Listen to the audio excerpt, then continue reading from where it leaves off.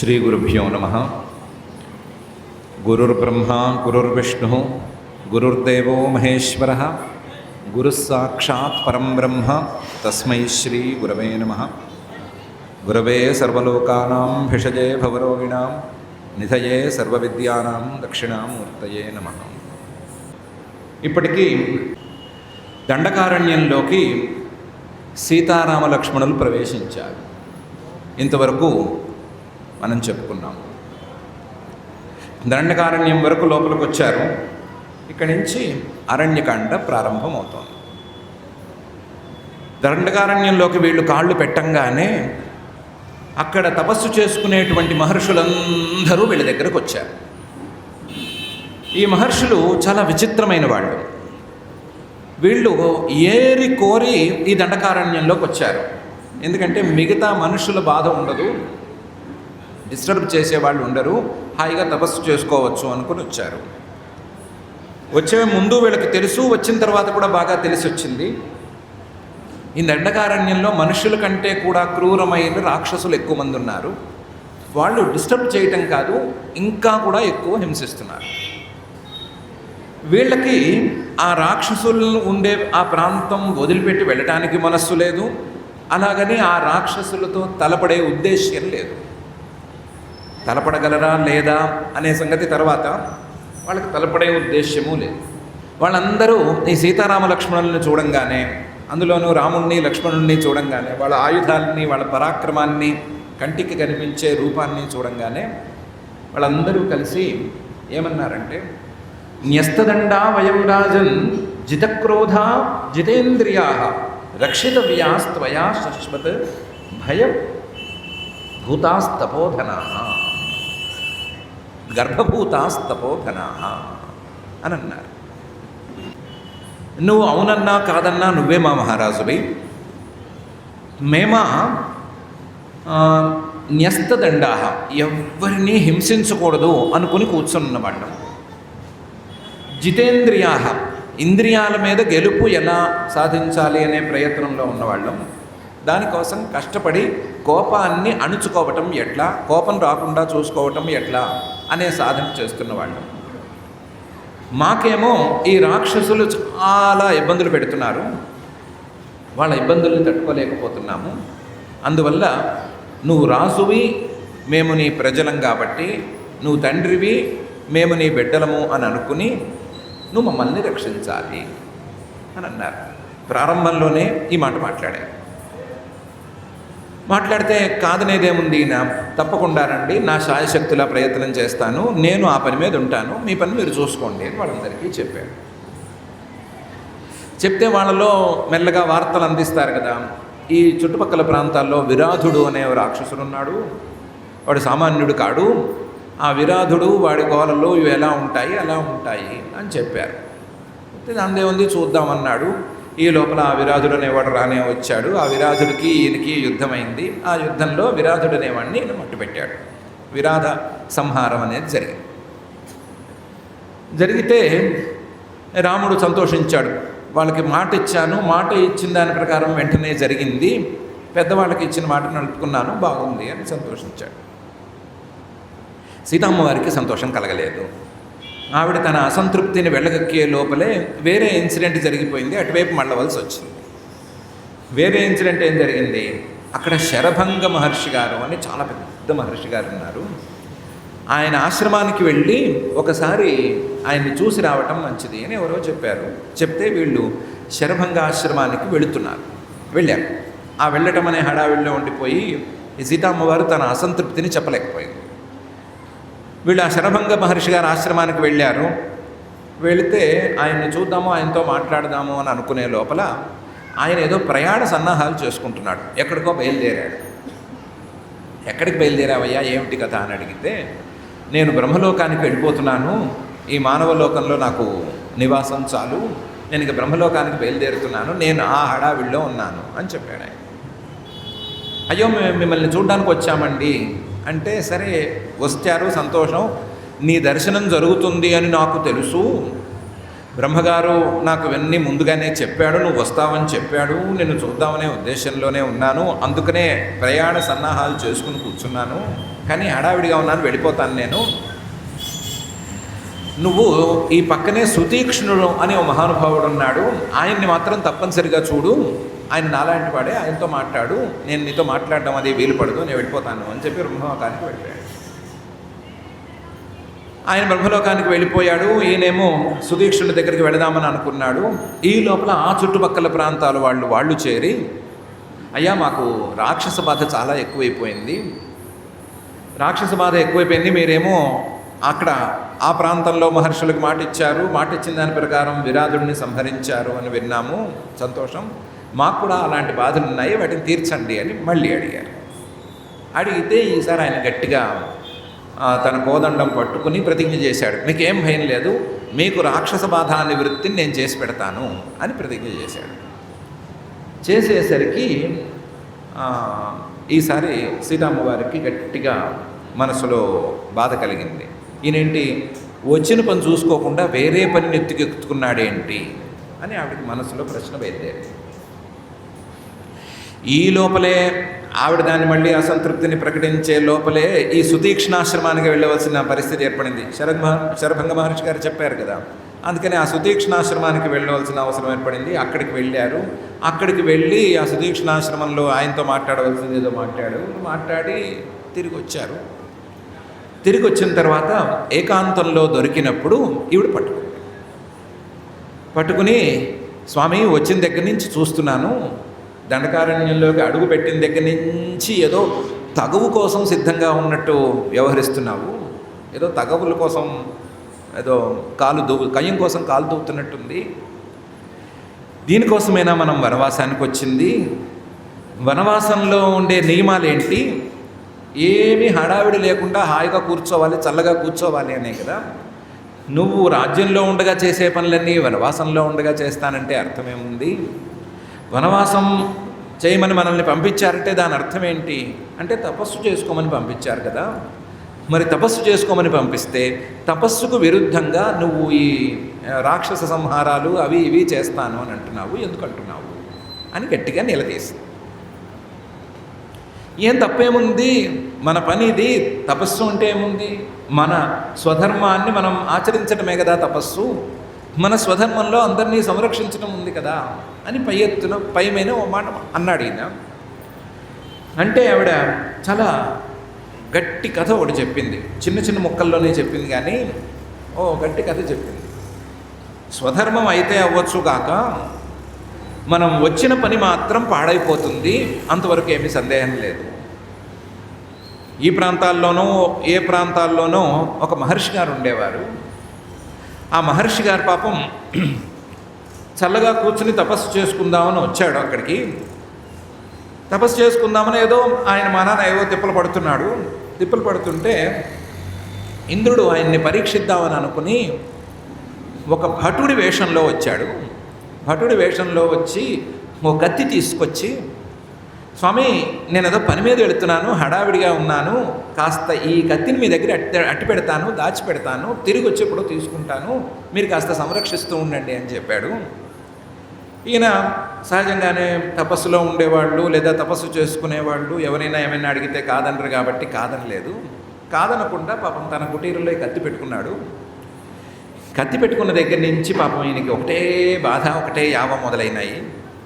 ఏంటంటే పాపం ఆయన ఎవడో వచ్చాడు, కత్తి ఇచ్చాడు, జాగ్రత్త చేయమన్నాడు, మనం పొరపాటున ఏమైనా ఆదమరిచి నిద్రపోతే కత్తి ఎవరైనా ఎత్తుకుపోతే మళ్ళీ ఆయన వచ్చినప్పుడు సమాధానం చెప్పలేము అని యావ మొదలైంది దీనికి. ఆ యావలో ఏం చేశాడు అంటే ఎక్కడికి వెళ్ళినా ఆ కత్తిని సంకన పెట్టుకుని వెళ్ళడం మొదలుపెట్టాడు. ఏంటి ఆయన ఏదో కందమూలాలు అవి తవ్వుకోవడానికి వెళ్ళినప్పుడు కూడా, పూలు కాయలు కోసుకోవడానికి వెళ్ళినప్పుడు కూడా ఈ కత్తిని సంకన పెట్టుకుని వెళుతూ ఉండేవాడు. ఇలా కొన్నాళ్ళు కత్తి సంకనం ఉండేసరికి కొన్ని రోజులు పోయిన తర్వాత ఈయనకెప్పుడో దుంపల కోసం తవ్వుతుంటే చేతులు ఏమన్నా కందులు కట్టినాయి అనుకోండి, ఓ చిన్న మాట అనిపించేది, ఎందుకంత ఇబ్బంది పడటం, సంకలో కత్తి ఉంది కదా, ఈ కత్తితో తవ్వితే ఏమైపోతుంది అనిపించి ఆయన కత్తి తీసి కత్తితో తవ్వటం మొదలుపెట్టాడు, కత్తితో కొయ్యటం మొదలుపెట్టాడు. కొన్ని రోజులు అయిన తర్వాత ఆ కత్తిని ఇట్టా తిప్పుదాం, గిరగిర తిప్పుదాము అని అనిపించింది. వాళ్ళు ఎవరో రాజపుత్రులు, వాళ్ళు పెద్ద మీసాలు వాళ్ళు తిప్పుతారు, అలా మనం తిప్పుదాం అనిపించింది. అలా తిప్పడం మొదలుపెట్టాడు. ఇంత గట్టిగా తిప్పిన తర్వాత, ఇంత అందంగా తిప్పిన తర్వాత వేటు వేయకపోతే వేస్ట్ అనిపించింది కొన్ని రోజులకి. దాంతో వేటు వేయటం మొదలుపెట్టాడు. మామూలుగా కత్తులతో కాయలు కోసుకోవడం దాటిపోయి కుత్తుకలు కోయటం కూడా మొదలుపెట్టాడు. అలా కుత్తుకలు కోసి కోసి కోసి కోసి కోసి చివరికి పైకి వెళ్ళాడు. పైకి వెళితే చిత్రగుప్తుడు చిట్టా తీసి, వీడు అనవసరంగా కత్తి తిప్పి కుత్తుకలు కోసినవి ఇన్నున్నాయి అని కుత్తుకలు లిస్ట్ అంతా బయటికి తీశాడు. ఒక్కొక్క కుత్తుకకి ఇన్ని రోజులు ఈ నరకంలో నువ్వు పడి ఏడుస్తూ ఉండు అని తర్వాత ఆయనకి శిక్ష వేశారు.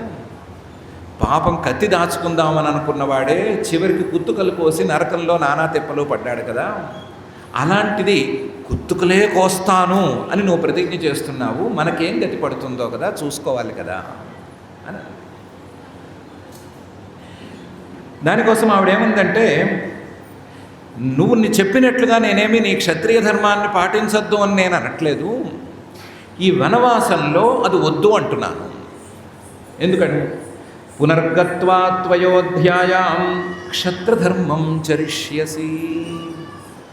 ఈ 14 ఏళ్ళు వనవాసం పూర్తి చేసుకుందాం మనం, మళ్ళీ అయోధ్యకి వెళ్ళిపోదాం.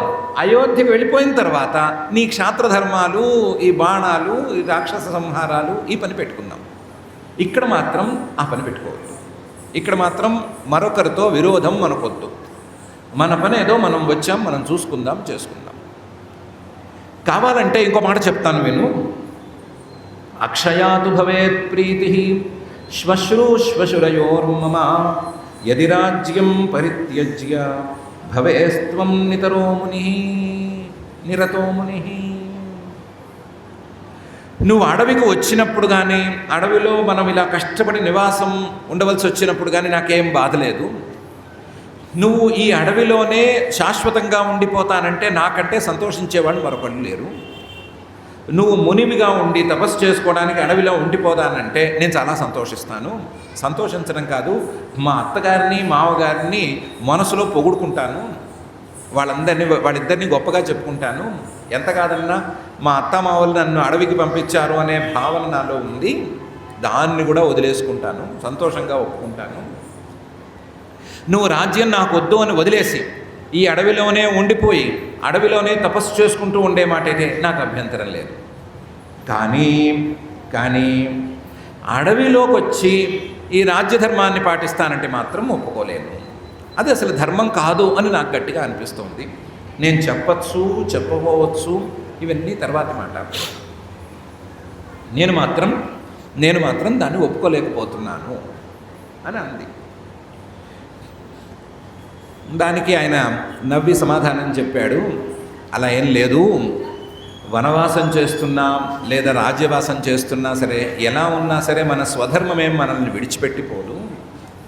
క్షత్రియైర్ధ్రియతే చాపః నార్తశబ్దో భవేదితి.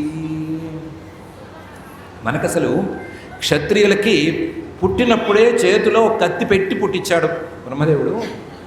పుట్టినప్పుడే మన చేతిలో కత్తి ఉంది.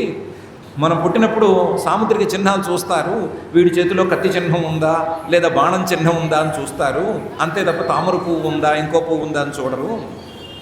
మన చేతిలో మనం పుట్టినప్పుడే కత్తి గుర్తులు చూస్తున్నారు, బాణం గుర్తులు చూస్తున్నారు అంటే మనం దానికోసమే పుట్టాము. దేనికోసం పుట్టాము అంటే, అసలు ఈ భూమి మీద మనం తిరుగుతూ ఉన్నంత వరకు ఆర్తుడు అంటే ఇబ్బందుల్లో ఉన్నవాడు అనేవాడు ఉండకూడదు. నేనేదో ఇబ్బందుల్లో ఉన్నాను అని ఎవరూ అనకూడదు అనటం కోసం మనం పుట్టాము. ఇదే మన స్వధర్మం. స్వధర్మాన్ని మించిన తపస్సు లేదు. కాబట్టి ఇది తపస్సేనమ్మా. క్షత్రియ ధర్మాలు ఇవాళ ఉన్నాయి. వీళ్ళందరూ మహర్షులు తపస్సు చేసుకోవడానికి వచ్చారు. ఇంతమంది వీళ్ళందరూ ఆర్తిగా ఉన్నారు. రాక్షసులు మా ప్రాణాలు తీస్తున్నారు, తోడేస్తున్నారు అని ఆర్తిగా ఉన్నారు. ఆర్తిగా ఎవరైనా మన దగ్గరకు వస్తే, మనల్ని శరణు వేడితే వాళ్ళకి శరణు ఇవ్వటం, అభయం ఇవ్వటం అనేది మన ధర్మం. కాబట్టి దాంట్లో నీకేం విప్రతిపత్తి వద్దు. నేనేమి కయ్యానికి కాలు దువ్వటం లేదు. ఈ మహర్షుల తాలూకు తపస్సులను సంరక్షిస్తానని మాత్రమే మాటిచ్చాను. అనవసరంగా తగవులు నేను కూడా పెట్టుకోను అని పాపం ఆయన కూడా సమాధానం చెప్పాడు. ఎంతో కొంత ఆవిడ కూడా కన్విన్స్ అయింది. కన్విన్స్ అయిన తర్వాత వీళ్ళు క్రమంగా ముందుకు అడుగులు వేసుకుంటూ వెళ్ళారు. వెళ్ళగా వెళ్ళగా వీళ్ళకు అగస్త్య ఆశ్రమం కనిపించింది. అగస్త్య ఆశ్రమంలో వాళ్ళు అగస్త్య మహర్షి గారిని చూశారు. ఆయన చెప్పవలసిన విషయాలన్నింటినీ వరుసగా చెప్పారు. చెప్పి చివరికి మీరు నివాసం ఉండటానికి దగ్గరలో పంచవటి అని ఒక ప్రాంతం ఉంది, ఆ ప్రాంతంలో మీరు పర్ణశాల నిర్మించుకుని చక్కగా ఉండండి, దాని చుట్టూ నీళ్లున్నాయి, కావాల్సిన కాయలున్నాయి, పళ్ళున్నాయి, మీకు ఇబ్బంది ఉండదు, అక్కడికి వెళ్ళి ఉండండి అని చెప్పాడు. చెప్తే వీళ్ళు అక్కడికి బయలుదేరారు. ఆ పంచవటి అనే ప్రాంతానికి బయలుదేరారు. బహుశా ప్రధానంగా అక్కడ 5 పెద్ద పెద్ద మర్రి చెట్లు ఉండి ఉండాలి. అందుకని 5 మర్రి చెట్లు ఉండి చాలా చల్లగా సుఖంగా ఉండే ప్రాంతం అది, అక్కడికి వెళ్ళి ఉండండి అని ఆయన చెప్పారు. వీళ్ళు వెళ్ళారు. ఈ లోపల ఆ ప్రాంతంలో జటాయుహు అని ఒక గద్ద, ఆ గద్దతో వీళ్ళకి స్నేహం కుదిరింది. గద్ద వీళ్ళు ఏవో మాట్లాడుకున్నారు, ఒకరికొకరు స్నేహం చేసుకున్నారు. ఆ జటాయువు నాకు దశరథ మహారాజు గారికి సంబంధం ఉంది, నాకు ఆయనకి పరిచయం ఉంది అని మాటలు చెప్పాడు. మీ నాన్నగారితో పరిచయం ఉంది అంటే క్రమంగా ఏమంటారు, బాబాయ్ గారు అని పిలుస్తారు కదా, మా నాన్నగారికి తమ్ముడు లాంటివి, మా నాన్నగారు లాంటి వాడివి అని అన్నారు. ఈ జటాయువుకి వీళ్ళకి స్నేహం కూడా కుదిరింది. ఆ జటాయు గారి స్నేహంలో ఆ పంచవటిలో వీడి ముగ్గురు హాయిగా సుఖంగా కొన్నాళ్ళు కాలక్షేపం చేస్తూ ఉంటే అప్పటికి ఆ ప్రాంతానికి శూర్పణఖ అనే ఒక రాక్షసు వచ్చింది. ఆవిడికి ఆ పేరు ఎందుకు వచ్చిందో దేవుడు ఎరుగు. శూర్పణఖ అంటే చాటల్లాంటి పెద్ద పెద్ద గోళ్ళు ఉన్నది అని అర్థం. పెద్ద పెద్ద గోళ్ళు ఇంత పెంచి చాటల్లాగా పెద్దగా చేసుకుని ఉన్నదో ఏమో, పేరు సుఖంగా పెట్టారో లేకపోతే నిజంగానే అలాంటి గోళ్ళు ఉన్నాయో తెలియదు. ఆవిడ వచ్చిన రాక్షసి కాస్త వీళ్ళిద్దరిని చూసింది, రామలక్ష్మణుల్ని చూసి ఇంత అందంగా ఉన్నారు, మనుషుల్లో ఇంత అందగాళ్ళు ఎక్కడ దొరుకుతారు అనుకుంది. అందులోనూ రాముణ్ణి చూసి అబ్బో చాలా అందంగా ఉన్నాడని అనుకుని ఎలాగైనా సరే ఈ రాముణ్ణి పెళ్లి చేసుకోవాలని అనుకుంది. అప్పటికి ఆవిడికి పెళ్ళి అయింది, ఏవో గోళలు ఉన్నాయి, కానీ ఆ నియమాలు ఏం లేవు. వాళ్ళు రాక్షసులు కదా, వాళ్ళకి ఆ నియమాలు ఏం లేవు. రాముణ్ణి పెళ్లి చేసుకోవాలని అనుకుంది. పెళ్లి చేసుకోవాలని అనుకుంటే ఆయన ఏమో అందంగా ఉన్నాడు, ఈవిడేమో దానికి విరుద్ధంగా ఉంది, పూర్తి విరుద్ధంగా ఉంది అని, ఇలా కాదు లాభం లేదు అనుకుని ఆవిడ మంచి అందమైన రూపాన్ని మాయతో ధరించి దగ్గరికి వెళ్ళి నేను చాలా అందగత్తెని, నాలాంటి అందగత్తె నీకు భార్యగా యోగ్యంగా ఉంటుంది, నీ పక్కన ఎవరో ఉన్నారు చింపిరి మొహం అదేను, దాన్ని వదిలేసేయి, నన్ను పట్టుకో, నన్ను పెళ్లి చేసుకో, మనిద్దరం ఈ అడవుల్లో సుఖంగా తిరుగుదాము అని ప్రపోజల్ పెడితే పాపం ఈయన చాలా ఓర్పుగా చెప్పాడు సమాధానం. ఏమని, నీకు అది సరి అయింది కాదు, సరి అయిన పద్ధతి కాదు, నిజమే, నువ్వు అన్నమాట నిజమే, ఈ పిల్ల బాగాలేకపోయినా చేసుకున్నాను, వీర్యశులు కానీ అందరూ ఎగ్గొట్టేసేసరికి నిజమే అనుకుని చేసుకున్నాను, బాగాలేదన్నమాట నిజమే, కానీ ఇవిడ కట్టుబడి ఉన్నాను, నేను పెళ్ళైన వాడిని నాతో నీకేం ఉపయోగము, నేను నిన్ను పెళ్లి చేసుకోలేను, నేను తగిన వాడిని కాదు, మంచి వాడిని చూసుకుని నువ్వు జాగ్రత్తగా వెళ్ళు అని మంచి మాటలే చెప్పాడు. ఎక్కడ క్రూరంగా మాట్లాడకపోతే ఈవిడికి కోపం వచ్చింది. ఎస్ అని చెప్పలేదని కోపం వచ్చి, అనేనతే సహభ్రాత్ర భక్షయిష్యామి మానుషీం అని తీవ్రంగా మాట్లాడింది. నేనేం చేస్తానంటే, నీ పక్కన ఎవడో ఉన్నాడు, వాడిని చూసి నువ్వేదో కాస్త ధైర్యంగా ఉన్నట్టున్నావు, వాడిని తినేస్తాను విరుచుకుని అంది.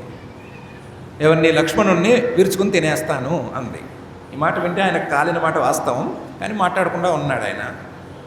దాంతోపాటుగా నీ పక్కన ఉండే చింపిరి చుట్టు దాన్ని మాత్రం విరుచుకుని తినేసేస్తాను, ముందు దాన్ని తింటాను, తర్వాత నీ తమ్ముడిని తినేస్తాను అని.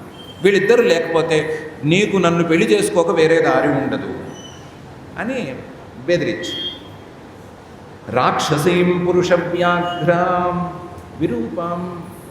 విరూపయితుమర్హసి అని శ్రీరాముడు చెప్పేటట్లుగా, ఆయన మనసులో కోపం వచ్చేటట్లుగా మాట్లాడింది. ఎంత సాంత్వన చేసినా వినదు, ఎంతగా భయపెట్టినా వినదు.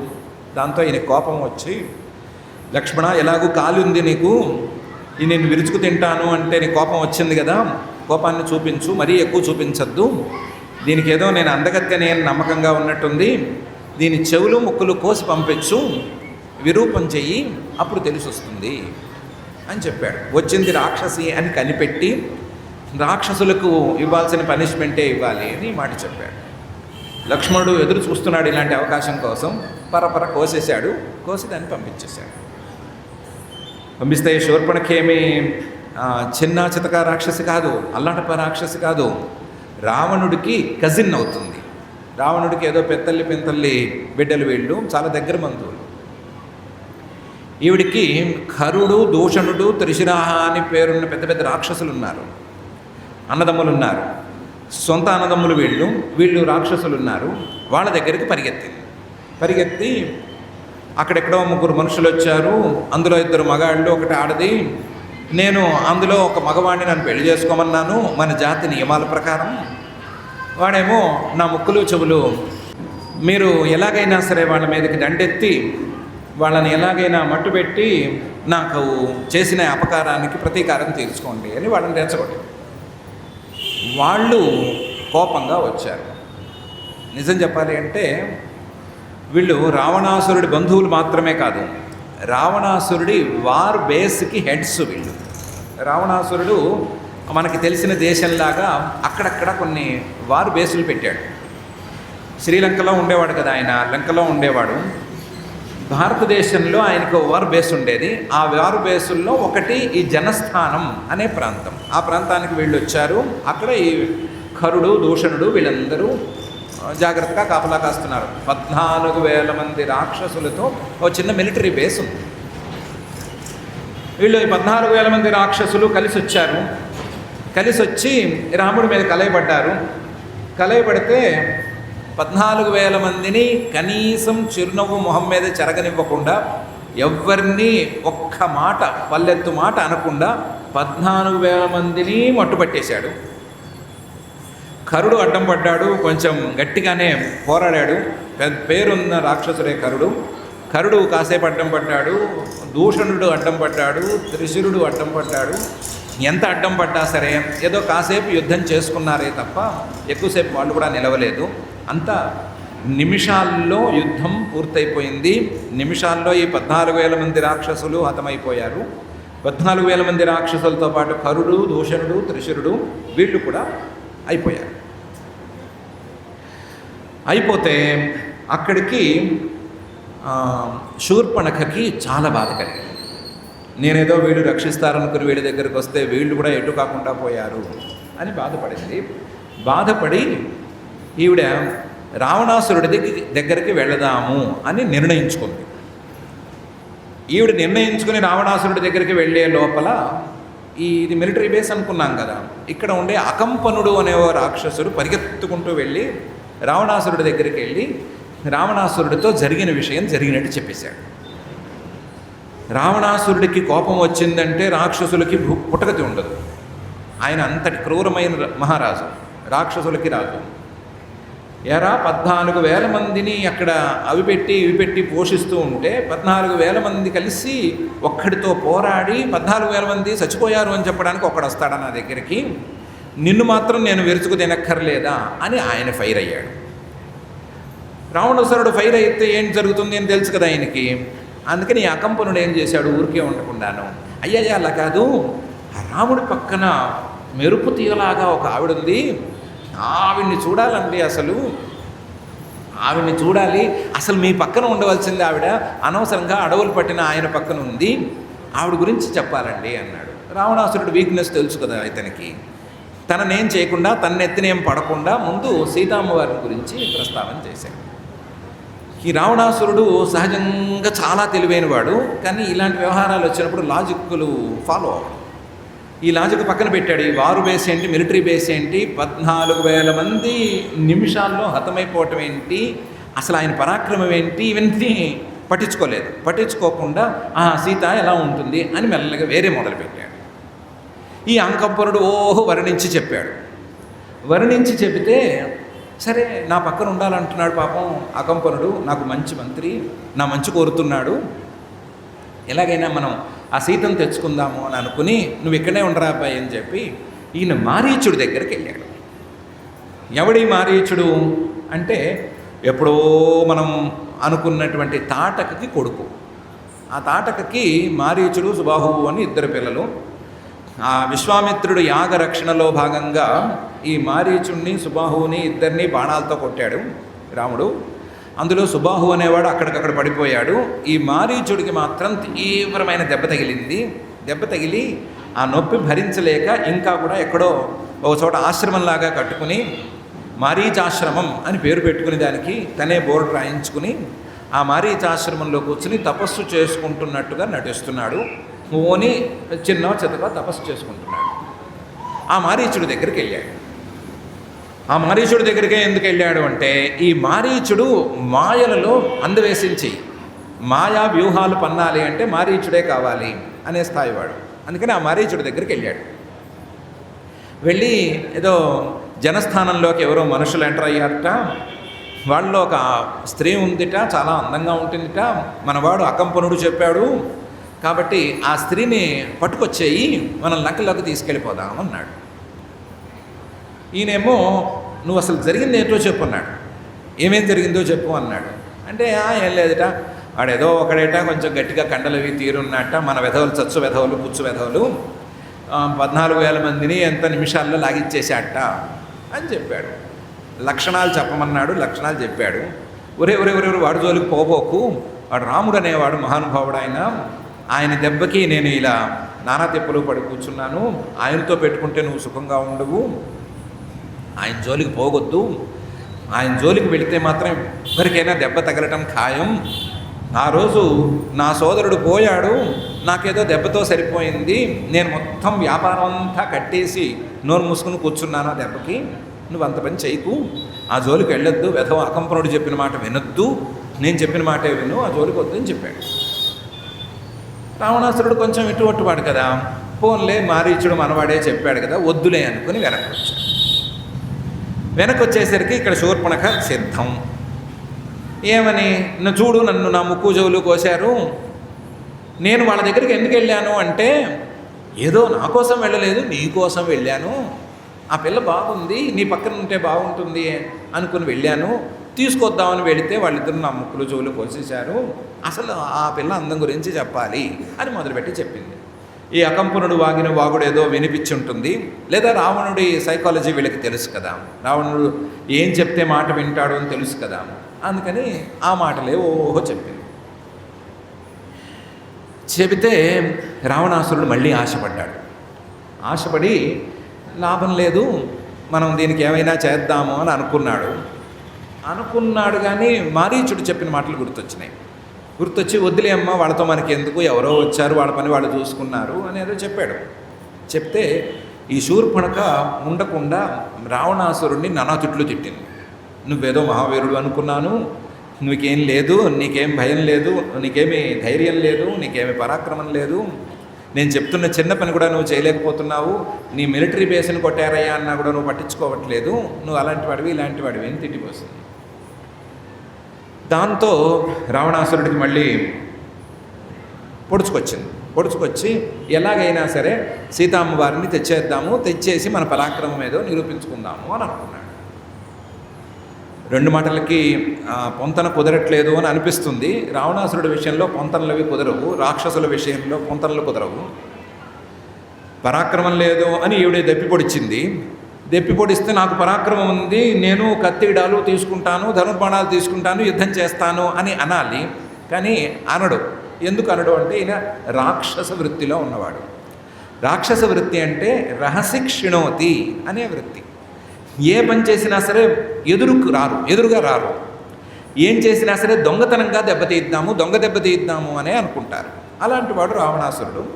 కాబట్టి దొంగ దెబ్బతీద్దాము, ఎలాగైనా సరే సీతమ్మవారిని ఎత్తుకొచ్చేస్తే రాముడు ఏడుస్తూ కూర్చుంటాడు, ప్రతీకారం తీర్చుకున్నట్టు అవుతుంది అని అనుకున్నవాడు అనుకున్నట్టుగా మళ్ళీ మారీచుడి దగ్గరికే వెళ్ళాడు. ఎందుకంటే దొంగ దెబ్బ తీయటంలో అద్భుతమైన నేర్పరి మారీచుడు. అందుకని మారీచుడి దగ్గరికే వెళ్ళాడు. వెళ్ళి నువ్వు నాకు సహాయం చెయ్యి అన్నాడు. అదేంట్రా, ఇందాక 2 పదులు 20 చెవులతో విన్నావు, విన్నవాడివి ఒప్పుకుని వెళ్ళావు, అన్ని తలకాయలు ఊపావు, మళ్ళీ కొంతకాలం కూడా గడవకుండానే మళ్ళీ వెనక్కి వచ్చావేంట్రా అని మారీచుడు అడిగాడు. అదేం కుదరదు, నువ్వు నాకు సహాయం చేయవలసిందే అని పట్టుబట్టాడు. పట్టుబడితే పాపం మారీచుడంతటి వాడు మంచి మాట అన్నాడు. రామో విగ్రహవాన్ ధర్మ సాధు సత్యపరాక్రమ రాజా సర్వస్య లోకస్య దేవానాం మఘవానివా అనే మంచి మాట అన్నాడు. ఆ రాముడిని తక్కువ అంచనా వేయొద్దయా, నేను మాటికి అదే చెప్తున్నాను. పోతపోసిన ధర్మం ఆయన. రామో విగ్రహవాన్ ధర్మ, ఎంత విగ్రహవాన్ పోతపోసిన ధర్మం అంటే సాధు, మంచివాళ్ళకి పరమ మంచివాడు. అలాగని ఎవరైనా తన మీదకి వచ్చేస్తే వాళ్ళని ఏం చేయడం ఏం లేదు. సత్య పరాక్రమ, నిజమైన పరాక్రమం ఉన్నవాడు, సత్యం పరాక్రమంగా ఉన్నవాడు. తొందరపడి యుద్ధానికి రాడు, కానీ వస్తే ఎవరు నిలవరేలు అలాంటివాడు. దీనికి తోడు ఆయనకి లోపల నేను ఈ లోకం మొత్తానికి రాజుని అనే భావన ఉంది. రాజుని అంటే అహంకారమో ఇంకోటో కాదు. ఒక రాజుగా లోకం మొత్తాన్ని సంరక్షించవలసిన బాధ్యత ఎంత ఉందో అంత బాధ్యత నాకుంది అని అనుకునేవాడు. ఎవరొచ్చి నాకు ఈ సహాయం చేసి పెట్టమన్నా సరే కాదనడు, అందరికీ అభయం ఇస్తాడు. ముల్లోకాలకే అధిపతి అయినటువంటి ఇంద్రుడు ఎంత బాధ్యతతో మెలుగుతాడో అంత బాధ్యతతో ఉంటాడు ఆయన. ఆయన జోలికి పోకూడదు. పరాక్రమం ఉండే, ధర్మం ఉండే, మంచితనం ఉండే, బాధ్యత ఉండే ఇలాంటి వ్యక్తితో మనకెందుకయా, వద్దు అని చెప్పాడు. చెప్తే రావణాసురుడి దగ్గర ప్రతి వాళ్ళని బెదిరించడానికి ఓ మాట ఉంది. ఏంటంటే నిన్ను విరుచుకు తినేస్తాను అనే మాట. ఆ మాట ప్రకారం నిన్ను విరుచుకుని తినేస్తాను అని మారీచుడిని భయపెట్టాడు. భయపెడితే మారీచుడు ఓ మాట అన్నాడు. నువ్వు విరుచుకు తింటే నీ చేతుల్లో పోయే కంటే నువ్వు చెప్పిన మాట విని ఆ రాముడి చేతుల్లో పోవడమే మంచిది, కాబట్టి నేను వస్తాను పో అన్నాడు. అదేమిట్రా, నేను నిన్ను సహాయం చేయనా అంటే రాముడి చేతుల్లో పోతానంటావేంటి అని రావణాసురుడి ప్రశ్న. దానికి మారీచుడు ఇచ్చిన సమాధానం, దర్శనాదేవ రామస్య హతం మామవధారయ ఆత్మానంచ హతం విద్ధి హృత్వా సీతాం సబాంధవం. నీకు తెలియట్లేదు, ఆ రాముణ్ణి నేను చూసినా నన్ను రాముడు చూసినా రెండిట్లో ఏం జరిగినా సరే దర్శనాదేవ రామస్య హతం మామవధారయ, నేను పోయినట్టే. ఇంకేమి నువ్వు వెనక్కి తిరిగి చూసుకోక్కర్లా. నన్ను ఆయన చూస్తే ఈసారి క్షమించి వదిలిపెట్టడు. నా కళ్ళకు కనిపించినా సరే నా గుండె ఆగిపోతుంది, నేను పోతాను. రెండిట్లో ఏదోడు జరుగుతుంది. దర్శనాదేవరామస్య హతం మాం అవధారయ. నన్ను అడ్డం పెట్టుకుని సీతామ్మవారిని ఎత్తుకుపోతానంటున్నావు, అంత పని నువ్వు చేస్తివా? సీతాం హృత్వా, నువ్వు అంత పని చేస్తివా?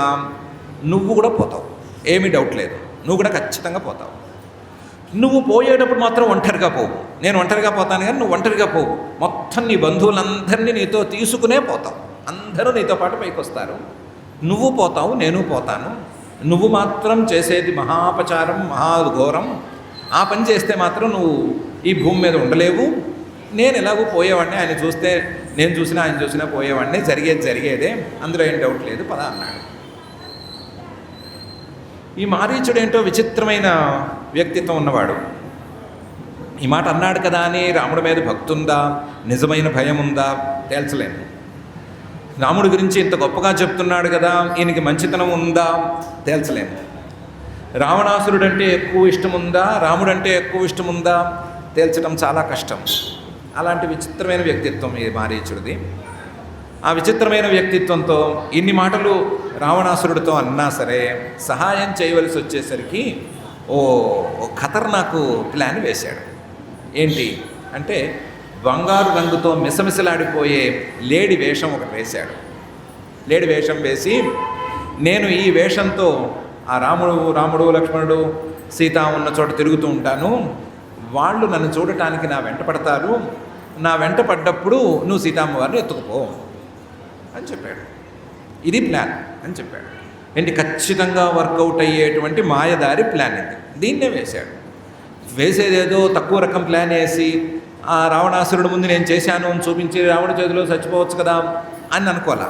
పాపం ఏంటో చాలా గట్టి ప్లానే వేశాడు. వేసినవాడు వేసినట్లుగా మాయాలేడి వేషం వేసుకుని వాళ్ళ ముందు తిరిగాడు. తిరిగితే దూరం నుంచి సీతమ్మవారు చూసి రామా రామా రామా అని పిలిచి నాకు ఆ బంగారు లేడి కావాలి అంది. మొదట్లో లక్ష్మణుడు ఒప్పుకోలేదు, రాముడు ఒప్పుకోలేదు. ఎక్కడైనా బంగారు లేడి ఎందుకుంటుంది, బంగారు రంగు లేడి ఎందుకుంటుంది, ఎందుకు మనకిది, ఈ అసలే రాక్షస ప్రాంతం ఇది, ఏం మాయ ఉందో ఏం గోలుందో మనకెందుకు అని అన్నారు. అంటే ఈడు ఒప్పుకోనంటే ఒప్పుకోనంది, కుదరదు అంటే కుదరదండి, నాకు కావాల్సిందే ఆ లేడీ, నాకు రావాల్సిందే అంది. ఎలా పట్టుకుంటామమ్మా, లేడీ కదా, వేగంగా పరిగెత్తుతుంది కదా, మనుషులు పరిగెత్తుకుంటూ వెళ్ళి ఆ లేడీని పట్టుకోలేరు కదా, అందుకని ఎలా పట్టుకోగలము అని అడిగారు వీళ్ళు. అడిగితే కాదు, మీరు ఒక పని చేయండి, అవసరం అనుకుంటే దాన్ని బాణంతో కొట్టి దాని చర్మమైనా తీసుకురండి, మనం తగిలించుకుందాము, పెయింటింగ్ అల్లే బాగుంటుంది అని చెప్పి. ఏం చేస్తారు, బలవంత పెడితేను ఇంటి పోరుని ఎవరు మాత్రం తట్టుకోగలుగుతారు. అందుకని రాముల వారు బయలుదేరారు. ఆయనకి భయం ఉండనే ఉంది, ఆ భయంతోనే బయలుదేరాడు. భయంతో బయలుదేరి లక్ష్మణుడు నువ్వు ఇక్కడే ఉండు, ఏం చేసినా సరే సీతను వదిలిపెట్టద్దు, జాగ్రత్తగా కాపాడుతూ ఉండు, నేను వెళ్ళి బంగారు లేడి సంగతి చూసుకొస్తాను అన్నాడు. ఆ బంగారు లేడి వెంట పడ్డాడు. పడితే బంగారు లేడి పరిగెత్తుతోంది, దొరకట్లేదు. చివరికి ఈయనకి ఒక క్షణంలో కోపం వచ్చి సీతమ్మవారు ఎలాగో బాణంతో కొట్టేనా తెమ్మంది కదా అని బాణం తీసి కొట్టేశాడు. కొట్టేస్తే ఈ మారీచుడు మాయదారి మనిషి అని అనుకున్నాం కదా, మాయదారి రాక్షసుడనే అనుకున్నాం కదా, రావణుడికి సహాయం చేయాలని అనుకున్నాడో ఏమనుకున్నాడో తెలియదు కానీ రాముడు గొంతుతో హా సీత హా లక్ష్మణ అని అరుస్తూ అక్కడ పడి చచ్చిపోయాడు. గట్టిగా అరిచాడు. ఎంత గట్టిగా అరిచాడంటే అక్కడెక్కడో అరిస్తే ఇక్కడ సీతకి లక్ష్మణుడికి ఇద్దరికి వినిపించేట్టుగా అరిచాడు. అరిచేసరికి సీత అమ్మవారు లక్ష్మణుడిని నువ్వు వెళ్ళు అంటుంది. అక్కడేదో రాముడికి ఆపద కలిగింది, నువ్వు వెళ్ళి కాపాడు అని అంటుంది. ఈయనంటాడు ఆయనకి ఆపద ఎందుకు వస్తుంది, ఆయనే ఆపదామపహర్తారం అన్నట్టుంటాడు, ఆయనకి ఆపద ఎందుకు వస్తుంది, నేను ఎందుకు వెళ్ళాలి, ఆయన వెళ్ళొద్దన్నాడు కదా, నేను వెళ్ళనంటాడు. ఎంతసేపు మాట్లాడుకున్నా తెగలేదు వీళ్ళిద్దరికీ. ఈవిడ వెళ్ళమంటుంది, ఆయన వెళ్ళనంటాడు.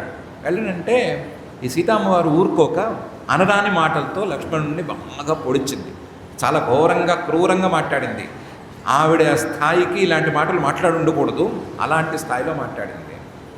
ఎంతవరకు వెళ్ళిందంటే నీకు నా మీద కన్నుంది అందుకనే ఇలా చేస్తున్నావు అని కూడా అంది. అంతవరకు వెళ్ళింది. ఎందుకందో తెలియదు కానీ అంది. కొన్నిసార్లు మనకి కాలం కలిసి రానప్పుడు ఇలాంటి మాటలు నోటి నుంచి వస్తాయని అనుకోవాలంతేను. ఆవిడ ఇలాంటి మనిషి అని ఉండకూడదు కానీ అన్నది. పాపం ఈయన నిద్రాహారాలు లేకుండా, పాపం పెళ్ళాం బిడ్డలు లేకుండా ఎక్కడో వచ్చి వీళ్ళకి నానా సేవలు చేస్తూ నానా తిప్పలు పడుతున్నాడు కదా, అలాంటి వాడిని అనవలసిన మాట కాదు అంది. అనేసరికి ఈయనేం చేయలేక సరే జాగ్రత్తగా ఉండు, నేను వచ్చేంత వరకు ఉండు, నేను వెతుక్కొస్తాను అని చెప్పి ఈయన బయలుదేరాడు. ఈ లక్ష్మణ రేఖలు ఇవన్నీ ఏమి కథలు లేవు ఇందులోనూ, ఏదో 7 గీతలు గీశాడు అవి ఇవి, ఆ కథలు ఏం లేవు. జాగ్రత్తగా ఉండు అని చెప్పి వెళ్ళిపోయాడు. వెళ్ళి రాముడు ఎక్కడున్నాడో అని వెతుక్కుంటూ ఆయన బయలుదేరాడు. సీతమ్మవారు ఎక్కడుంది అని వెతుక్కుంటూ రావణాసురుడు రానే వచ్చాడు. వచ్చినవాడు ఒక బిచ్చగాడు రూపంలో వచ్చాడు. అడవుల్లో ఉన్న వాళ్ళకి నియమాలు ఎలా ఉంటాయంటే ఎవరైనా బిచ్చగాళ్ళు వచ్చినా, మంచినీళ్ళు కావాలని వచ్చినా, తిండి కావాలని వచ్చినా వెంటనే పెట్టాలి అనే నియమాలు గట్రా ఉంటాయి. ఎందుకంటే అది అడవి, మనుషులు కనిపించే ప్రాంతం కాదు. అందుకని ఎవరు ఒకరికొకరు సహాయం చేసుకోకుండా ఉండటానికి వీల్లేదు. పైకి వెళ్ళు అని చేయి చూపించడానికి వీల్లేదు. పైన ఇల్లు ఉండదు, ఒకటే ఇల్లు పెడితే వీళ్ళు పెట్టాలి, లేదా వాడు మాడాలి, మలమలా మాడాలి. అలాంటి పరిస్థితులు కదా, అందుకని చేయి చూపించడానికి వీలుండదు. కాబట్టి బిచ్చగాడు వస్తే బిచ్చం పెట్టాలి, ఎంతో కొంత పెట్టాలి అన్నప్పుడు ఈవిడ బిచ్చం ఏదో తీసుకుని లోపల నుంచి బయటకు వచ్చింది. ఏదో పళ్ళు, వాళ్ళ దగ్గర ఏమున్నాయి, పళ్ళు కాయలు ఉన్నాయి, ఆ కాయలు ఏవో తెస్తే ఈ రావణాసురుడు కాస్త ఏదో అడుగు బయటకు పెట్టమన్నాడు. అడుగు బయటకు పెట్టింది. మొత్తం మీద చెయ్యి పట్టుకుని జుట్టు పట్టుకుని ఈడ్చుకుని తీసుకెళ్ళిపోయాడు. ఇక్కడ కొంచెం పాస్ చేద్దాం, సీతాపహరణం దగ్గర పాస్ చేద్దాము. ఈ లక్ష్మణుడేమో రాముణ్ణి వెతుక్కుంటూ వెళ్ళాడు. వెతుక్కుంటూ వెళ్ళేసరికి రాముడు ఒక రాక్షసుడి దగ్గర బాణం గుచ్చి అక్కడ కనిపించాడు. కనిపించి, అన్న నువ్వు సేఫ్గానే ఉన్నావు కదా అని లక్ష్మణుడు అడిగాడు. నేను సేఫ్గా ఉండటం సరే, నువ్వు ఎందుకు సీతను విడిచిపెట్టి ఇక్కడికి వచ్చావు అని ఆయన అడిగాడు. ఇద్దరివి ప్రశ్నలే, సమాధానాలు ఏం లేవు. ఇద్దరు ఒకళ్ళొకళ్ళు ప్రశ్నలు వేసుకున్నారు. కోపం ముందు రాముడికి వచ్చింది. ఎందుకు వచ్చింది అంటే, నీకేం చెప్పాను? సీతను విడిచిపెట్టి రావద్దు అని చెప్పాను. నువ్వు నా దగ్గరికి ఎందుకు వచ్చావు అంటే, నీకేదో హా లక్ష్మణ హా సీత అని వినిపించింది, ఆపద కలిగింది అనుకుని రక్షించడానికి వచ్చావు అంటే, పెద్ద నువ్వు నాకు ఆపద కలిగితే రక్షించేంత మనగాడు అయ్యావా? నాకు ఆపద కలుగుతుందా? వీడేమో మాయదారి రాక్షసుడు, పోయేటప్పుడు ఇలా అరిచిపోయాడు. ఇదంతా రాక్షస స్థానం అని నేను ముందు నుంచి చెప్తూనే ఉన్నాను కదా, ఆ జాగ్రత్త కోసమే కదా నేను సీతమ్మవారి దగ్గర పెట్టాను. నువ్వెందుకు సీతమ్మవారిని విడిచిపెట్టి వచ్చావు అని మళ్ళీ ఈయన తిట్టాడు. మంచి మంచి పద్యాలు ఉన్నాయి. కళ్యాణ వృత్తాం రామస్య యో భార్యాం హర్తుమిచ్చతి. నా భార్యను ఎవరో ఎత్తుకుపోవాలనుకునే ప్లాన్ వేశారు, కాబట్టి ఇది జరిగింది, నువ్వు తప్పు చేశావు నా దగ్గరకు వచ్చి అని అన్నాడు. అంటే లక్ష్మణుడు, అలా కాదయ్యా, ఆవిడ నన్ను తిట్టింది, నానా మాట తిట్టింది, తిట్టేసరికి వచ్చాను వేరే దారి లేక అని చెప్పాడు. అప్పుడు ఓపెన్ అయ్యాడు. ఓపెన్ అయితే, ఏమయ్యా నీకు బుద్ధి ఉందా లేదా? మనం బాధ్యతగా ఉన్నప్పుడు ఆ బాధ్యతను చెడగొట్టడానికి కొంతమంది కూర్చుంటారు. ఓ బాధ్యతగా పనిచేస్తుంటే ఆ బాధ్యతని చెడగొట్టడానికే కొంతమంది ఉంటారు. ఆ చెడగొట్టే వాళ్ళలో ఆ వ్యక్తులే కూడా ఉంటారు ఒక్కొక్కప్పుడు. అయినా సరే మనం అటు ఇటు కదలకూడదు. నీకు నా ఆజ్ఞ గట్టిదా, సీత మాట్లాడిన మాటలు గొప్పవా? తేల్చుకోవాల్సిన అవసరం వచ్చింది కదా. నువ్వు దేన్ని తేల్చుకున్నావు? నా ఆజ్ఞ అనుకున్నావా, సీతమ్మవారి మాట అనుకున్నావా? నువ్వు దేన్ని పట్టుకుని నడిచి ఉండాలి. ఏం చేశావు? నువ్వే తప్పు చేశావు, నీదే తప్పు అని ఈయన తిట్టాడు. లక్ష్మణుడు ఏం చేస్తాడు పాపం? చేసేదేం లేదు. అటువైపేమో వదిన గారు నానా తిట్లు తిట్టింది, వెళ్ళినందుకేమో అన్నగారు నానా తిట్లు తిడుతున్నారు. ఇద్దరు నీది తప్పంటే నీది తప్పని ఆయన్నే అంటున్నారు. సరే, చేసేదేం లేదు. ఇలాంటప్పుడు ఎక్కువ మాట్లాడకూడదు. ఆయన అన్నగారు పెద్దవాడు, రాజు, ఆయనకి సేవ చేయడం కోసమే ఆయన వచ్చాడు కాబట్టి సరే జరగవలసింది చూద్దాం, వెనక్కి వెళ్దాము అని వెనక్కి వెళ్ళాడు. వెనక్కి వెళ్ళి ఇక్కడికి వచ్చి చూసేసరికి సీతమ్మవారు లేదు. అక్కడంతా ఆనవాళ్ళు చూస్తే ఎవరో ఎత్తుకుపోయినట్లు తెలిసిపోతోంది. ఆ కాయలు పళ్ళు చెల్లాచెదరుగా పడున్నాయి, ఎవరో రాక్షసులు వచ్చినట్టు తీసుకెళ్ళినట్టు కనిపిస్తోంది. ఆనవాళ్ళు కనిపిస్తున్నాయి.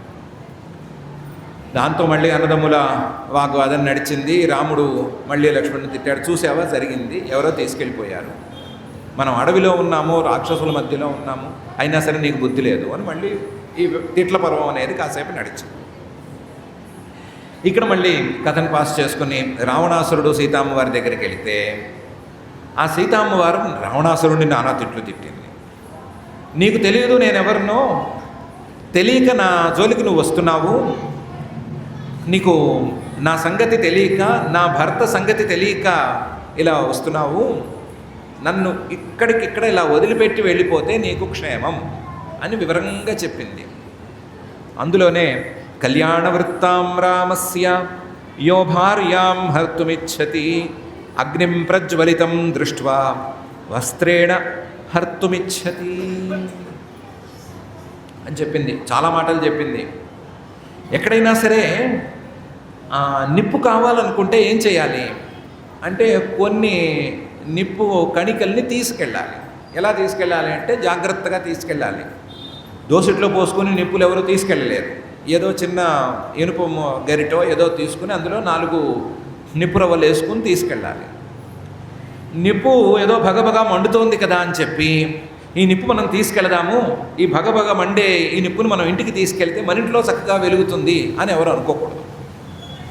ఒకవేళ అలా అనుకున్నా సరే, ఎలా తీసుకెళ్దామంటే మన బట్టలో ఈ నిప్పు వేసుకుని తీసుకుపోదాం అని పొరపాటును కూడా అనుకోకూడదు. బట్ట కాదు, ఒళ్ళు కూడా కాలిపోతుంది, ఏం మిగలదు. నేను అలా భగభగ మండిపోయేటువంటి అగ్నిజ్వాల లాంటి దాన్ని నన్ను నువ్వు కూడా తీసుకువెళ్ళటం అంటే, వస్త్రంలో మూట కట్టుకుని నిప్పును తీసుకెళ్ళటం లాంటిది. నీకు వస్త్రము మిగలదు, ఒళ్ళు మిగలదు, ఏం మిగలదు. నన్ను తీసుకెళ్ళటం అనేది మొత్తం నీ కులక్షయానికి మూలమైపోతుంది, మొత్తం నీ వంశమంతా కాలిపోతుంది, జాగ్రత్త అని చెప్పింది. ఇంకా చాలా చాలా ఉదాహరణలతో రావణాసురుడిని బెదిరించింది. ఎంత బెదిరించినా మాట వినడు. అసలే రాక్షసుడు, పైన మొండివాడు. కాబట్టి రావణాసురుడు ఏం చేసినా సరే మాట వినలేదు. మాట వినక, చిచి నీకు తెలీదు, నీకు నీ భర్త అనే చిన్న కప్పల బావే తెలుసు, రావణాసురుడు అనేటువంటి మహాసముద్రం గురించి నీకు తెలీదు. నేను చాలా చాలా పెద్ద మహారాజుని, రాక్షసులందరికీ రాజుని. నా ఏలుబడిలో దశరాక్షసకోట్యశ్చ 22 రథావరాః తేషాం ప్రభురహం సీతే సర్వేషాం భీమకర్మణాం అనే స్థాయిలో ఉన్న రాక్షస రాజుని నేను. నా ఏలుబడిలో 32 కోట్ల మంది రాక్షసులు ఉన్నారు. ఒక్కడు కూడా మరొకడికి తీసిపోడు. అలాంటి వాళ్ళు ఒక్కడు కూడా సామాన్యమైన పనులు చేయరు. ఎవ్వరు వెళ్ళినా సరే పనులు నాశనం చేసుకొస్తారు. మాలో నాశనం చేయడమే గొప్ప. ఎక్కడికి వెళ్ళినా సరే నాశనం చేసి తీసుకొస్తారు. సర్వేషాం భీమకర్మణం. ఎవ్వడు ఇంట్లో మామూలుగా పనులు కూడా చేసుకోడు. ఏం చేసినా సరే క్రూరంగా నికృష్టంగా ఉండేటట్లు చేయగలరు. అలాంటి వాళ్ళు 32 కోట్ల మంది నా ఏలుబడిలో ఉన్నారు. అంతటి మహాప్రభువుని నేను. ఇంత రాక్షసులు నా మాట వింటున్నారంటే నా పరాక్రమం ఎంత ఉండాలి, నేనెంత గొప్పవాడిని అయి ఉండాలి. నీకు తెలుసుకోవాలి, నీకు తెలియాలి కదా. నీకు తెలియదు, కప్పల బావిలో ఉన్నావు నువ్వు.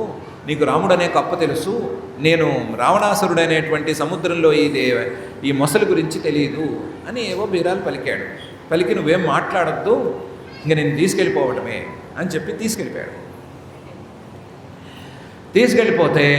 తీసుకెళ్ళిపోతూ ఉంటే వీళ్ళకి జటాయు అనే గద్ద ఒకటి ఫ్రెండ్ అయింది అనుకున్నాం కదా. ఈ జటాయు అనేవాడు గమనించాడు. దాన్ని గమనించి ఈ రావణాసురుణ్ణి నువ్వు తీసుకెళ్ళొద్దు, ఈవిడ రాముడు యొక్క భార్య, నువ్వు ఈవిడిని తీసుకెళ్ళటం అనేది సరి అయిన పద్ధతి కాదు అని చెప్పాడు ఆయన జటాయు. చెప్తే రావణాసురుడు దాన్ని లెక్క చేయలేదు. దాంతో ఈయన తన గోళ్లతోనూ ముక్కుతోనూ రావణాసురుణ్ణి పొడిచి ఎలాగైనా సరే రావణాసురుణ్ణి ఆపుదాము అని ప్రయత్నం చేశాడు.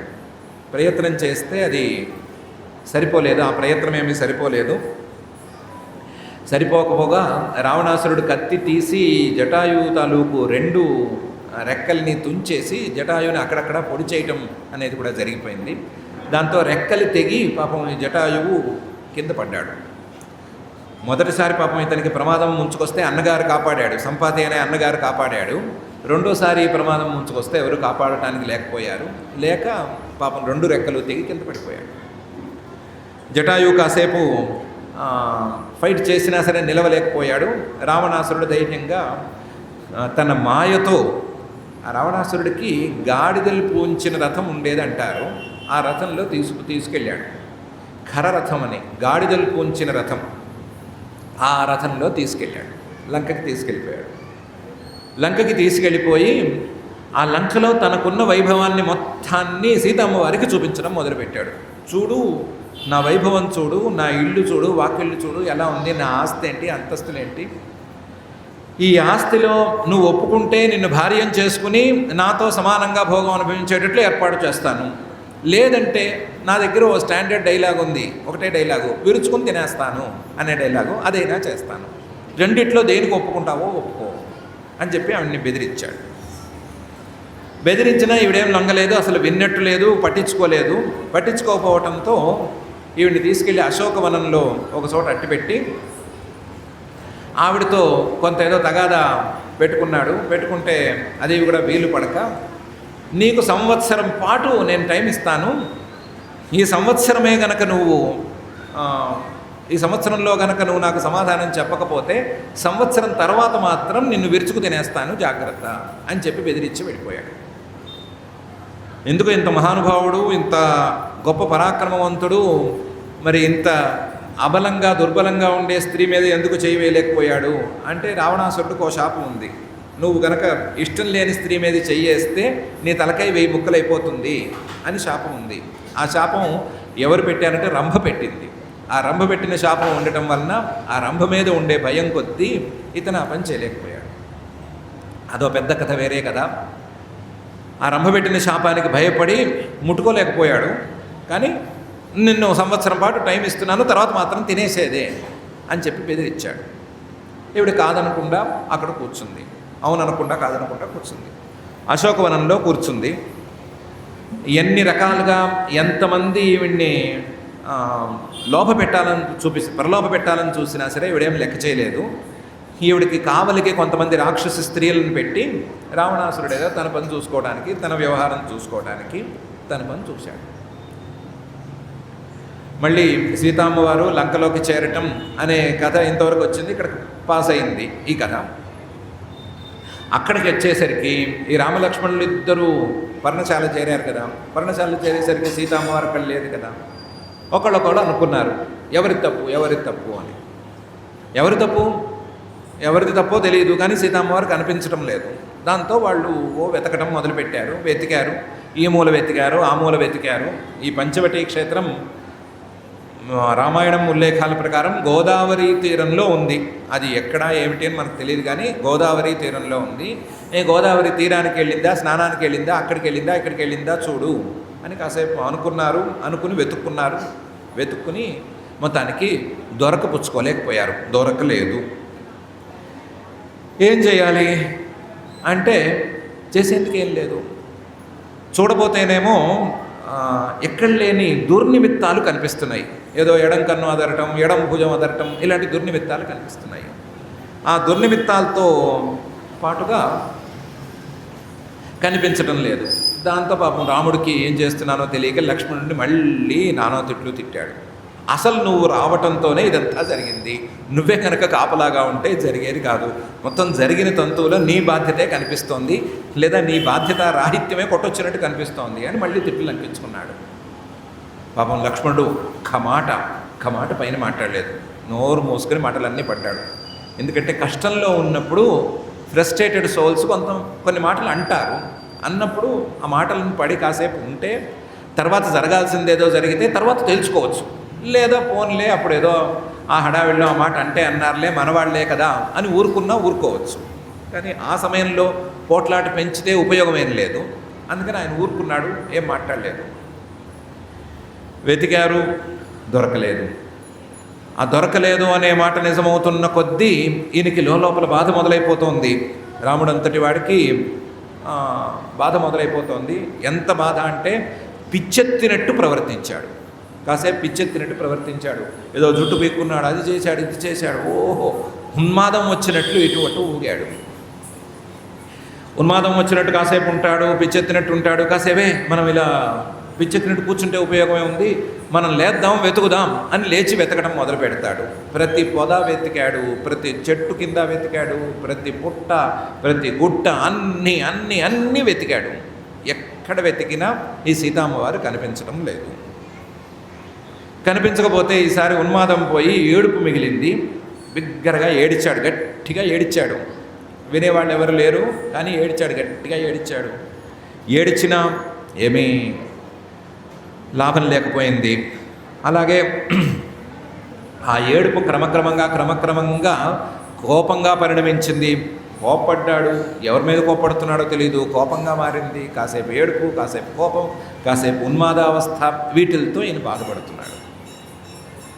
బాధపడుతుంటే అంతవరకు ఎక్కడ లేని కోపాన్ని ప్రదర్శిస్తూ వచ్చినటువంటి లక్ష్మణుడు అప్పుడు పెద్ద మనిషిలా మారిపోయి తనని తాను మార్చేసుకుని ఈ రాముణ్ణి నువ్వు అలా కోప్పడ్డా, ఏడుస్తూ కూర్చున్నా, పిచ్చి పట్టినట్టున్నా ఉపయోగం లేదన్నా, మనం ఎలాగైనా వెతికి సాధించుకోవాలి.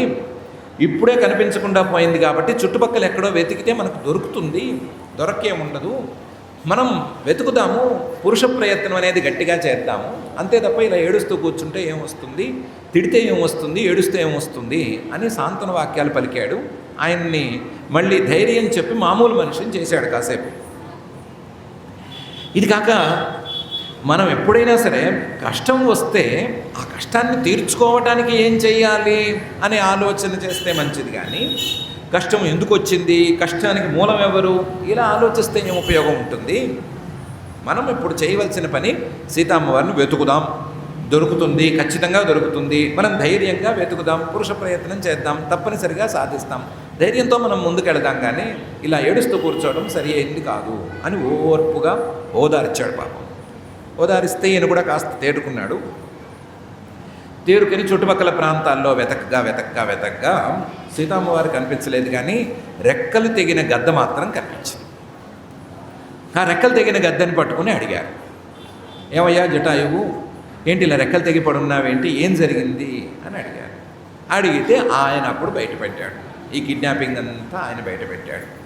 రావణాసురుడు వచ్చాడు, వచ్చినవాడు రావణాసురుడు అని నాకు తెలుసు, వాడు గాడిద రథం మీద వచ్చాడు, మాయా రథం అది, ఆ రథం మీద వచ్చాడు, నేనేదో అడ్డుకుందామని ప్రయత్నం చేశాను, నా వల్ల కాలేదు,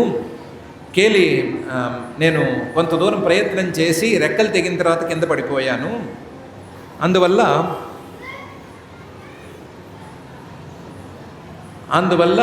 నేను ఇలా రెక్కలు తెగి కింద పడిపోయి ఉన్నాను, ఇంకేముంది నా ప్రాణాలు పోతున్నాయి, ఏదో దక్షిణం దిక్కు వైపుకు వెళ్తున్నట్లుగా నాకు అనిపించింది, కాబట్టి దక్షిణ దిక్కుకు వెతకండి అని చెప్పి తనకి మిగిలి ఉన్న చివరి క్షణాలను కూడా పూర్తి చేసేసుకున్నాడు. వీళ్ళకి సీతమ్మవారు కనిపించట్లేదు అనే బాధతో పాటు ఈ జటాయువుకి ఇలాంటి గతి పట్టింది, అందులోనూ సీతని రక్షించబోయి ఈ గతికి గురయ్యాడు అనే బాధ తోడైపోయింది. పాపం వీళ్ళు మళ్ళీ ఇంకా బాధపడ్డా సరే, ఎలాగో నువ్వు నా తండ్రితో సమానం అని ఇంతకుముందు చెప్పుకున్నారు కదా, ఆ తండ్రితో సమానం అని చెప్పుకున్న మాట నిజం చేయడానికి అప్పటికప్పుడు అగ్గి రగిల్చి ఈ జటాయువుకి అన్నదమ్ములిద్దరూ సంస్కారం చేసి నువ్వు మంచి లోకాలకు వెళ్ళు అని ప్రార్థన చేసి ఆయనకి ఏదో తర్పణాలు ఏవో ఇచ్చి గద్దకి చేయాల్సిన సంస్కారాలు ఏవో చేసి ఆ పని పూర్తి చేసి ఆయన చెప్పిన దిక్కుకి కాస్తంత అడుగులేసి బయలుదేరితే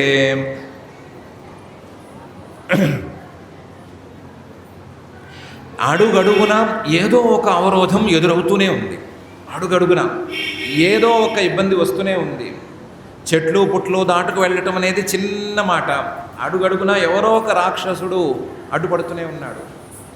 ఈ మధ్యలో శూర్పణఖ లాంటి రాక్షసు ఒకటి ఎదురుపడింది, దాని పేరు అయోముఖి, ఇనుప మొహంది అని తెలుగులో అర్థం. మొహం చూడడానికి ఇనుప ముద్దలా ఉంటుంది అని దాని అర్థం. ఆ అయోముఖి అనే రాక్షసి ఈసారి లక్ష్మణుని చూసి, మీ అన్న నల్లగా ఉన్నాడో నాకు నచ్చలేదు, నువ్వు తెల్లగా ఉన్నావు, బాగున్నావు, నిన్ను నేను పెళ్లి చేసుకుంటాను అని వెంటపడింది. పాపం వీళ్ళిద్దరు అన్నదమ్ములు, కాదమ్మా మేము వేరే పనిలో ఉన్నాము, మేము పని చూసుకుంటాం, నువ్వు పక్కకి జరుగు అంటే వెంట పడుతుంది. మళ్ళీ ఇదే మాట, మిమ్మల్ని విరుచుకు తినేస్తానంటుంది. దాంతో మళ్ళీ కోపం వచ్చింది. మళ్ళీ లక్ష్మణుడు అయోముఖి తాలూకు ముక్కులు చెవులు కోసేసి అయోముఖిని పంపించి ముందుకెళ్ళారు. ఇలా ఎక్కడ చూసినా అవరోధాల మీద అవరోధాలు సాగుతూనే ఉన్నాయి. వీళ్ళు ఇలా వెతుక్కుంటూ వెళుతుంటే ఓ పెద్ద ఆకారం ఒకటి కనిపించింది. ఆ ఆకారాన్ని చూస్తే వీళ్ళకి ఆశ్చర్యం కలిగింది. వీళ్ళు కూడా ఇలాంటి ఆకారాన్ని చూసి ఉండలేదు. దాన్ని డిఫైన్ చేయడం కొంచెం కష్టం. పెద్ద కడుపు, ఆ కడుపుకి నోరు, ఆ నోట్లోనేమో పెద్ద పెద్ద దంతాలు, కడుపు మీద ఏదో తలకాయ లాంటిది, ఆ తలకాయకేమో భయంకరమైన కళ్ళు. నోరు మాత్రం కడుపుకుంది, తలకాయకేమో కళ్ళున్నాయి, భయంకరమైన కళ్ళు, విచిత్రమైన ఆకారం, పెద్ద పెద్ద భుజాలు. ఆ పెద్ద పెద్ద భుజాలతో దగ్గరకు వచ్చిన ప్రాణి ప్రతిదాన్ని ఇలా తీసుకోవడం, నోట్లో కుక్కేసుకోవడం, ఈ పని చేస్తోంది. ఇలాంటి ఒక భూతాన్ని చూశారు వీళ్ళు. చూస్తే కొంచెం దూరం నుంచి చూసి గమనిస్తే ఏంటంటే, ఆ భూతం దగ్గరికి వెళ్ళిన ఏ ప్రాణి ఆ చేతుల నుంచి తప్పించుకోలేకపోతాం. ప్రతి ప్రాణి దగ్గరికి వెళ్ళిన ప్రతి ప్రాణి చేతులకు చిక్కుతోంది, చిక్కి ఆ నోట్లోకి వెళ్ళిపోతుంది. నోట్లోకి వెళ్ళిపోయిన తర్వాత మళ్ళీ ఆ ప్రాణి అతిగతి లేదు. ఇది పరిస్థితి.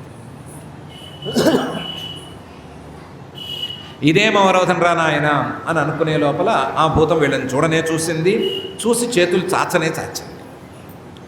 మిగతా ప్రాణులు పాపం చేతికి చిక్కినాయి, కానీ వీళ్ళిద్దరూ మాత్రం చేతికి చిక్కలేదు. ఎందుకు చిక్కలేదో వీళ్ళకే అంత చిక్కలేదు, కానీ చిక్కలేదు. వీళ్ళు సహజంగానే క్షత్రియులు, శూరులు కదా, వెంటనే బాణాలు తీశారు. బాణాలు తీసి ఆ చేతులు రెండింటినీ ముందు నరికేసరికి అప్పుడు ఆ భూతం కాస్త చల్లబడి ఆహా మీరు రామలక్ష్మణులే అవ్వాలి అని నోరు విప్పింది.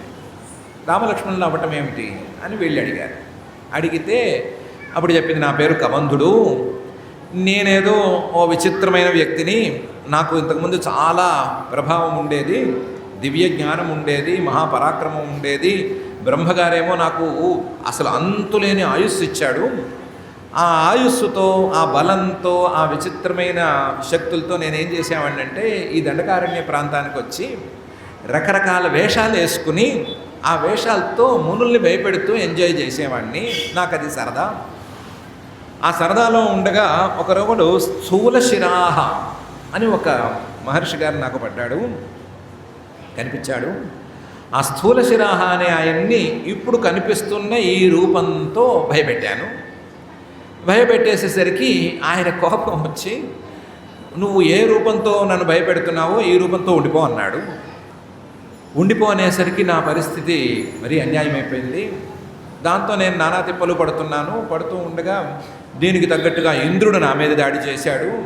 ఆ ఇంద్రుడికి నాకు మాట వచ్చినప్పుడు నేను ఆ ఇంద్రుడిని గట్టిగా పట్టుకుని అడిగాను. బ్రహ్మగారేమో ఒకవైపు నాకు దీర్ఘాయుస్సు ఇచ్చాడు, మరొక వైపు ఏమో నువ్వు నాతో కథపడుతున్నావు, ఈ రూపమేమో నాకు శాపం ప్రకారం శాశ్వతమైపోయింది.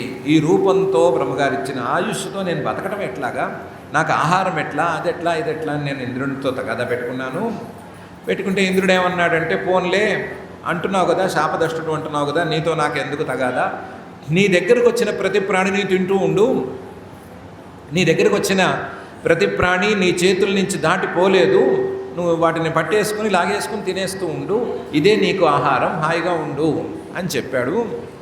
రామలక్ష్మణులు వచ్చినప్పుడు మాత్రం శాప విముక్తి కలుగుతుంది అని చెప్పాడు. కాబట్టి మీరు వచ్చిన వెంటనే నాకు తెలిసిపోయింది, శాప విముక్తి కలిగింది అన్నాడు. అంటే వీళ్ళు మామూలుగా యథాలాపంగా అడిగారు. ఏంటి, మేము ఇలా మా సీతను వెతుకుతున్నాము, ఆ సీత వెళ్ళిన జాడలేమైనా నీకు తెలుసా అని యథాలాపంగా అడిగితే ఆ కబంధుడు అన్నాడు, చాలా తెలివైనవాడు కబంధుడు అనేవాడు, అన్నాడు, ప్రస్తుతం నేను శాపంలో ఉన్నాను కదా, నాకు దివ్య జ్ఞానం ఏం పనిచేయదు, మీరు గనక నాకు శాప విముక్తి పూర్తిగా అయ్యేట్టు చూస్తే నాకు మళ్ళీ దివ్య జ్ఞానం వస్తుంది, ఆ దివ్య జ్ఞానంతో నేను మీకు కావాల్సిన సహాయం చేయగలను. ఈ రూపంలో మీరు భుజాలు మాత్రం కత్తిరించి ఊరుకున్నారు, మీకు ఇంకేమి డేంజర్ లేదు అని అనుకుంటున్నారు.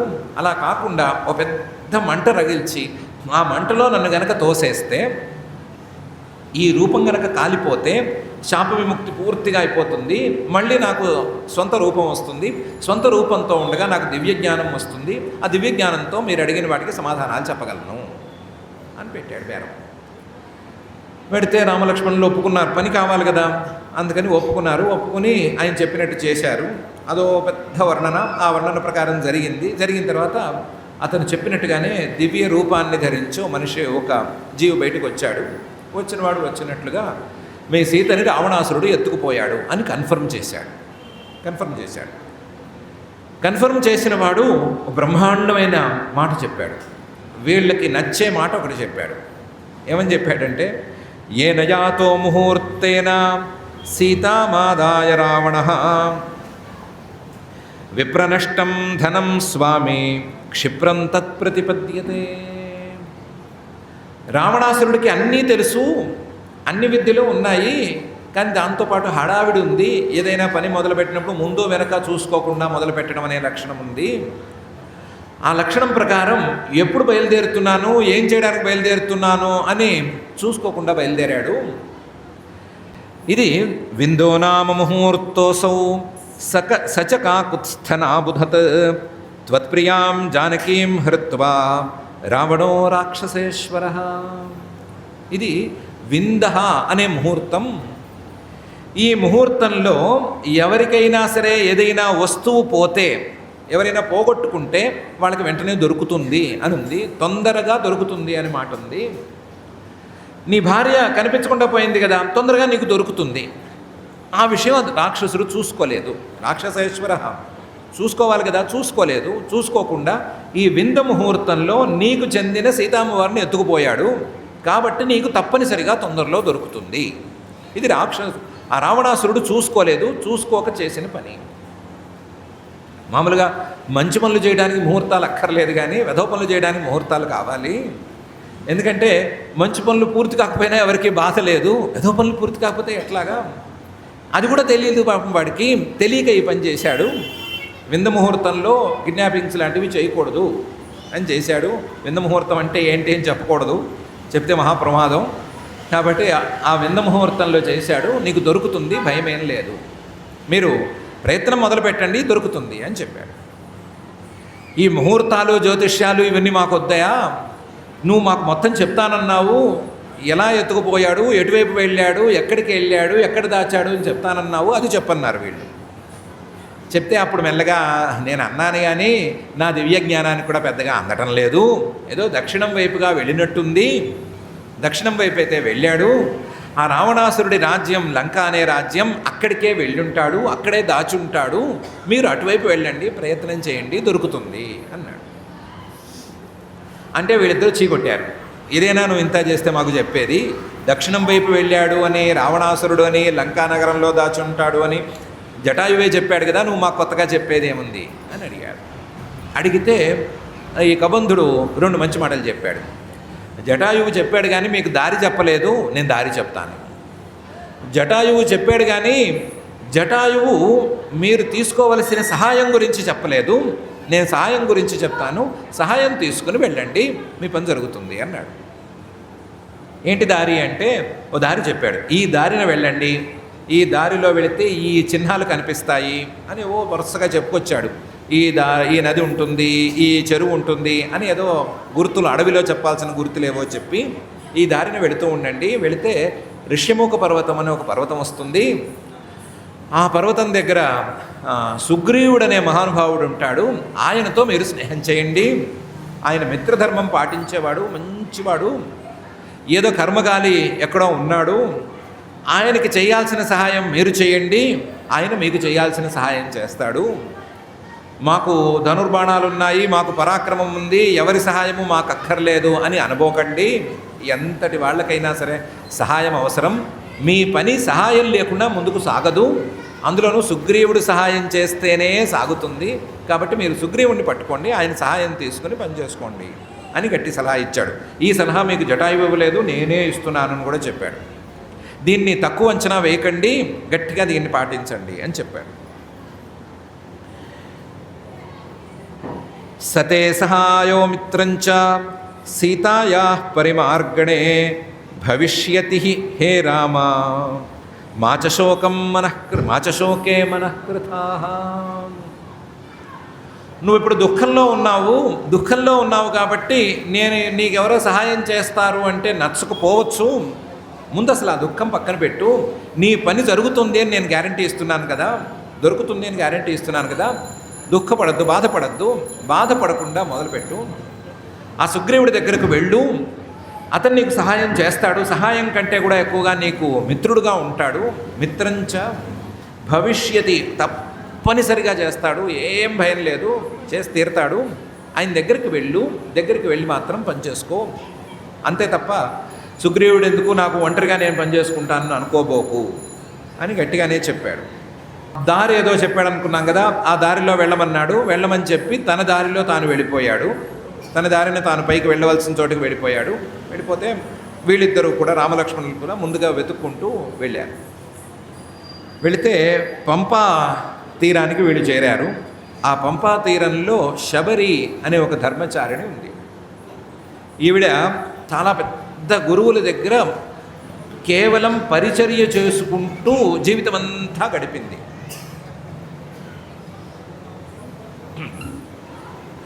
ఆ గురువుల మీద ఈవిడికి అలవిమీరిన భక్తి ఉంది.